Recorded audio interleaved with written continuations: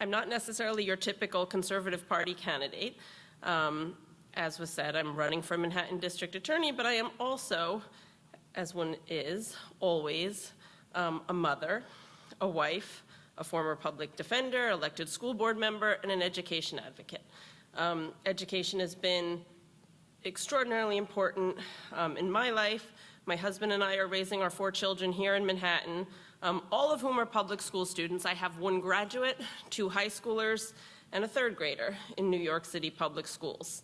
I'm also just a New Yorker, and I've seen firsthand how misguided policies can change our city from one of safety and opportunity into a shadow of its former self, right? My 3 teenagers grew up in a much safer city than my 8-year-old is living in right now. And many of us who have lived for decades in the city have that creeping feeling that we're heading back to the bad old days. And now, to keep telling you a little about me, until recently I was also, as many of you know, a registered Democrat. In fact, I ran for office in 21 and 22 as a common sense Democrat. The Democratic Party was, at that time, it's been creeping up in the party, was not very receptive to those common sense campaign positions that I ran on, even though I really do believe that those ideas align with the vast majority of New Yorkers across all parties. I advocated at the time for safe streets and subways, for excellent schools, for a thriving economy that's informed by business owners and leaders and not by politicians, particularly not by the politicians in our city council right now. And simply put, those positions put me at odds with my former party. So what happened, this story will be familiar to many of you, is that rejecting my policy proposals was not enough for my former political opposition. Instead, they resorted to the endless accusations of racism, bigotry, transphobia, and more. But we know that's not true. Rejecting leftist ideas does not make you a bigot. It makes you a New Yorker who won't bend the knee to bad ideas and failed policy.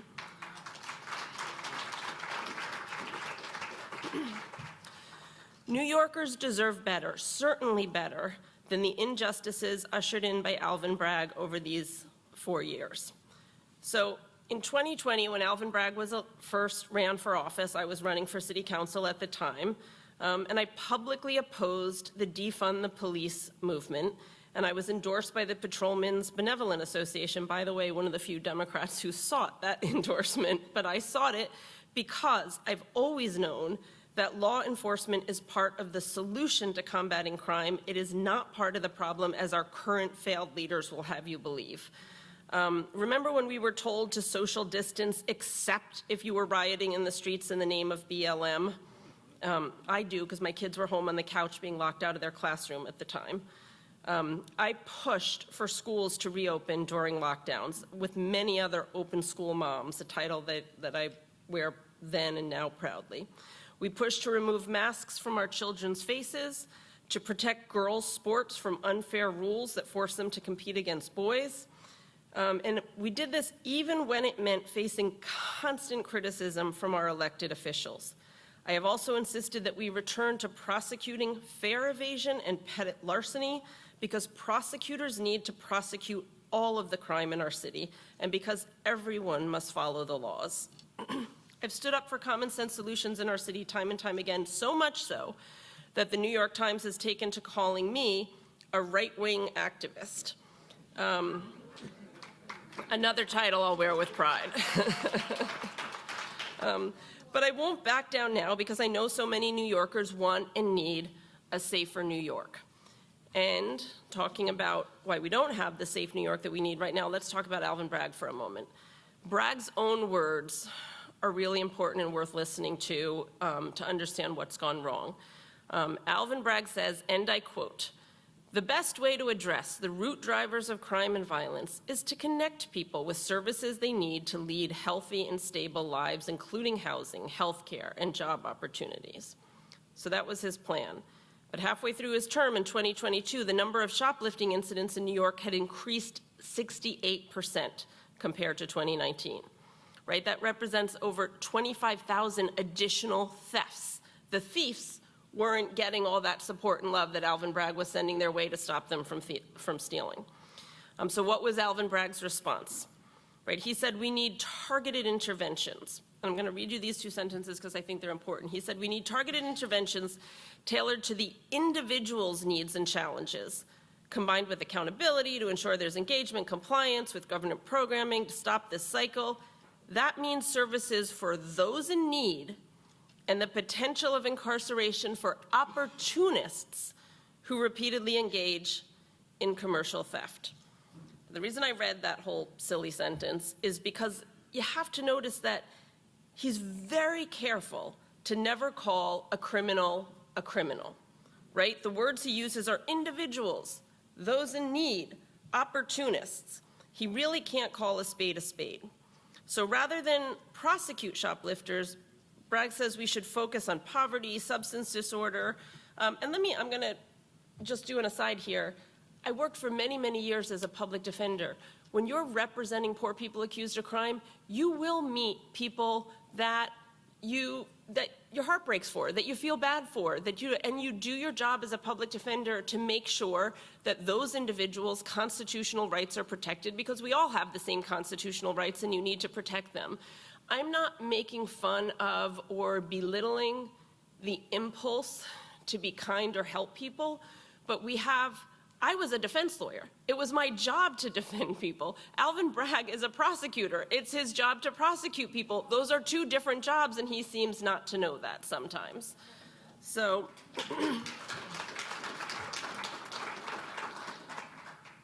I want to say that,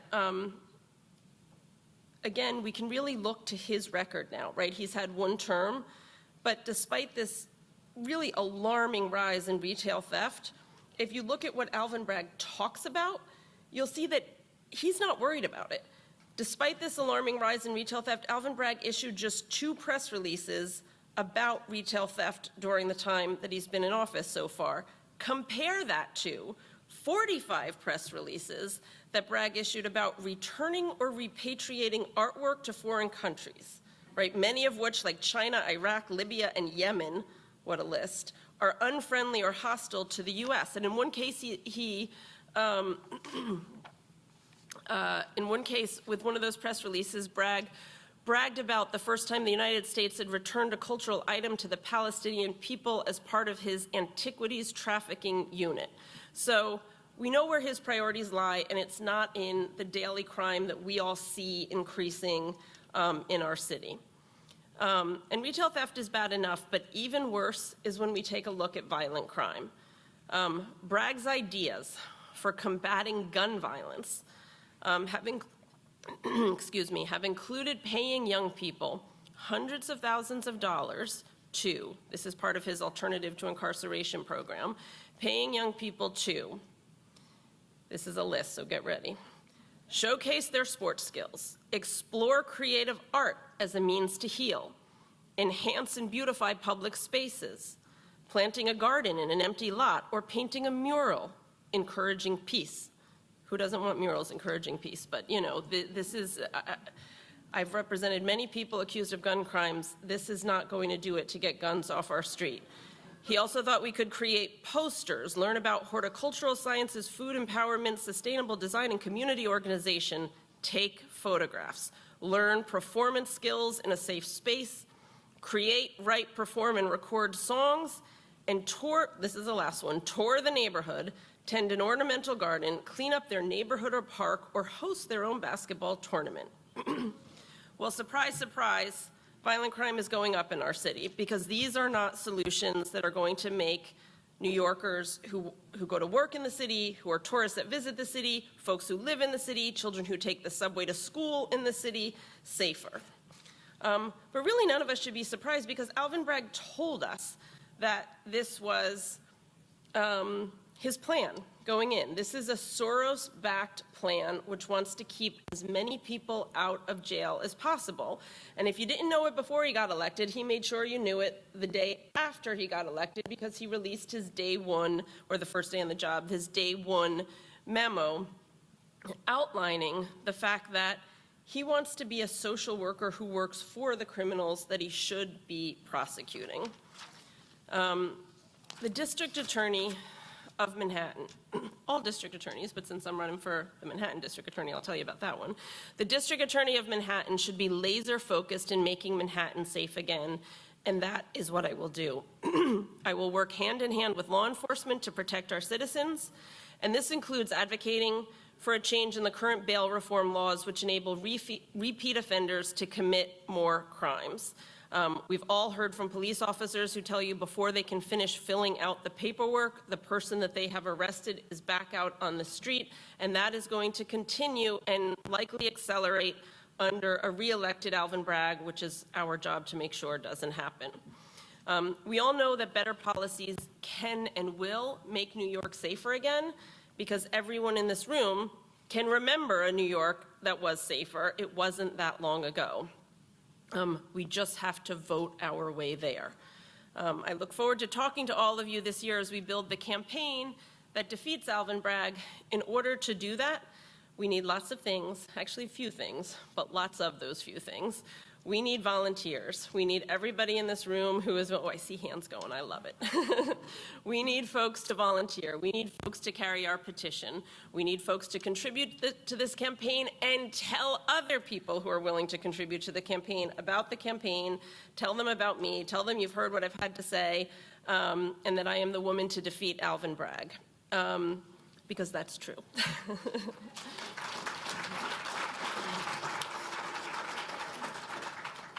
I would just like to say, no, hold on, I'm going to say one more thing. Because I heard Andrew speaking before, and Andrew mentioned that, that we got to know each other talking about education issues, and it's true. There are a lot of folks that will say, you know, how are you going to win in Manhattan, you know, if you're not running as a Democrat? But the truth is, I have won in Manhattan many times. I have been elected 3 times to the largest community education council district in Manhattan, because the parents of Manhattan were voting for me based on the ideas that I put forth and based on my, you know, conviction to representing them and representing their needs. That's what voters want to hear, is somebody who will stand up for their needs and who will advocate for, you know, the bread and butter issues that they need. And for parents, certainly education issues have been one of those. And the other thing that I'll mention is that, actually, I think you were saying this in the introduction, is that we flipped. When I first ran for and was elected to the school board, it was 2017. And I got elected, and then I ran again. I became the president of that school board, and I ran again. And as we were running again, there were other parents who, like me, wanted to raise the level of education, not lower it. And we banded together and we created an organization, a parents, you know, volunteer-led organization. And by 2023, we flipped 40% of the seats in Manhattan from that sort of social justice warrior notion that you can lower standards in the name of equity and make things better, which never, ever works. And we flipped those seats. We did that without money. Thank you. We did that by talking to fellow parents and talking to voters. So we know it can be done, and that's why the volunteer part of this campaign is so important, because we have to be out there on the streets talking to people, letting people know what we stand for. It's something I think the Conservative Party does particularly well, is communicating values and making sure that people know what we stand for, and that it is okay to stand up and tell the truth. And towards that end, I think I skipped a page here, so I'm going to tell you a story now. Towards that end of standing up and telling the truth, I had a very wonderful victory this year. I am, as many of you know, I'm an attorney, but I practice criminal law for all of my time working as an attorney. But like attorneys and non-attorneys alike, I'm a big fan of the First Amendment and very proud of our deep American belief in free speech. And serving on my school board, I have stood up again and again in ways that often irritate the people who set policy in our schools, meaning the schools union, the chancellor, the political appointees, but that hasn't stopped me. And what they did in the New York City school system, which, by the way, is the largest in the country, has give or take 1 million students. When people aren't fleeing to Florida, we were up to 1 million students in the public school system. But when we flipped all these seats, they thought, okay, this is getting out of hand. These moms who have all these strong opinions about how their kids should go to school and how we should educate our kids. So they instituted a code of conduct, which is really a speech code. It was this idea that they could tamp down some of our advocacy. And I went into court with some other parents challenging it as unconstitutional on First Amendment grounds. And while I was challenging that code, I also wound up speaking out against anti-Semitism in my children's school after October 7th. And the chancellor, in a very convoluted way, decided that he was going to accuse me of bullying for my speaking out, and he had me removed from my elected school board position. Luckily, I was in court, and to tell you how strong a First Amendment case we had, it was an Obama-nominated federal court judge in Brooklyn who restored me to my elected school board seat by granting the preliminary injunction that we had asked for as part of the lawsuit. The larger case is still ongoing. And I can never help myself from mentioning this, so I just have to mention it. The day I was restored to the day the judge's order came out restoring me to my school board seat was the same day that the FBI raided the then school chancellor's home, who had removed me as part of the ongoing corruption investigation that's going on in the administration. That was a good day. So I wanted to just talk a little bit about the school stuff because Andrew brought it up, but I would also like to say that John McLaughlin raised the issue that had, I think, real national impact in the presidential campaigns, was the sports mom. Well, I'm one of those sports moms. I have 3 sons and a daughter. They all play sports, but my 17-year-old daughter is a track runner, and she has no right to sex-segregated sports in New York right now because the New York state laws and the New York City gender guidelines say that gender identity replaces biological sex. I'm opposed to that. I will remain opposed to it forever. And the truth is, most moms are, most dads are, most regular people are, regardless of if you have a D or an R or a C next to your name when you go in to vote. The common sense people of New York don't like that, and I do not think, and the polling I think shows that, I will say, but since we have the best poller around here, I'll leave that up to him. But I'm pretty sure that's true based not only on the polling, but based on talking to everyday people, which I do all the time. But I'll also tell you very quickly, and this is another school board story, but I'll make it quick.